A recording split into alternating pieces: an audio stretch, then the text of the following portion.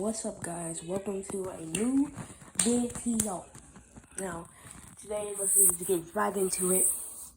Today, I want to talk about my favorite anime character ever. I think he's the best anime character of all time. Obito. I just really like Obito. I just want to get straight into this. I'm not gonna be no clickbait. Leave it like no. Let's get straight into this. A lot of people, also Sasuke. I want to talk about Sasuke a little bit in this video. I'll make a whole video on Sasuke and why I like him so much later. But for now, I'm going to talk about Obito. A lot of people clown Obito for being a simp. And I think that's funny. I don't personally get mad like some people who can't take a joke do. But I really like Obito because I think he has a really sad backstory, and the stuff that made him, that he did because of that, it all connects well. Now, I'm not praising any of the stuff he did. All the stuff he did was terrible, and I can see why you don't like him for that. The reason I like him is because his depth as a character, because Obito is clearly insane. Like, he's like borderline, needs to be in a mental asylum. Like, he has schizophrenia. Like, he's an overall insane character. But he's not insane because he's just insane. He's insane because the events that happen in his life. First, he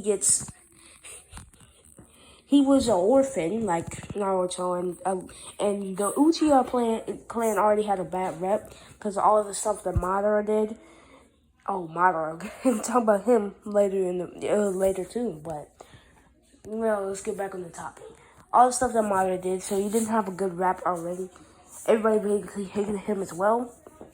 And then he grew up, he had friends, and then boom, one day, he was a child soldier, and then one day, he had to sacrifice his life, he thought, half of his body, just to save his friend.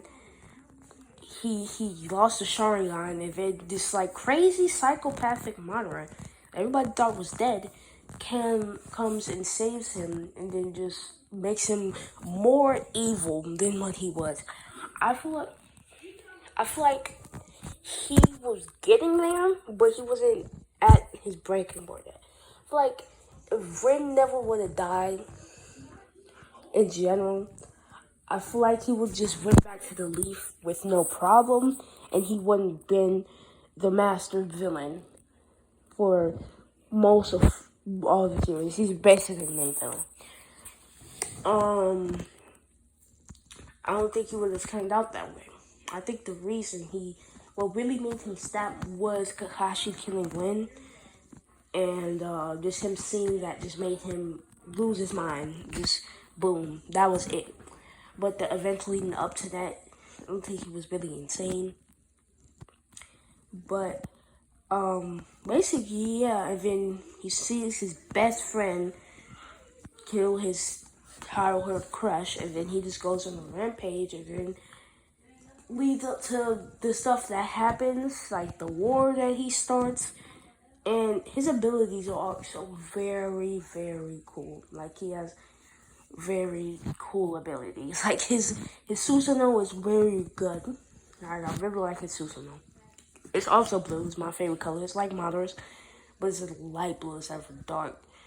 Can't think. Basically, yes, I know that's kind of Kakashi's, but it's Obito's because it's both of his Sharingan. So it's Obito's, just like, a lot of people don't think of it that way. Like, probably people just, Kakashi uses those Kakashi's, but it's really Obito's. It was just a weird situation overall. But also I want to talk about how he manipulated so many people throughout the entire series, bro.